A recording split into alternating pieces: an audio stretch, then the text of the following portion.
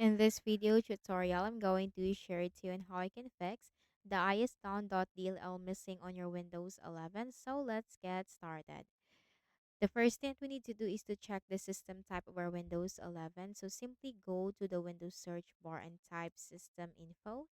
Click on it under the best match and then simply take note of your system type and then open a browser, any of the browser that you have, and simply search for Visual C++ Redistributable and hit enter.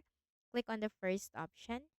Scroll down and then you have to click the download link corresponding to your system type and then double click on the setup file.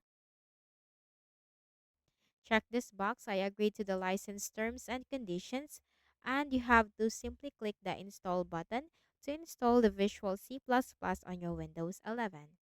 After installing it, just simply right click at the start button, shut down or sign out, and restart. Next method, also consider to perform the system file checker scan. Go to the Windows search bar and type CMD.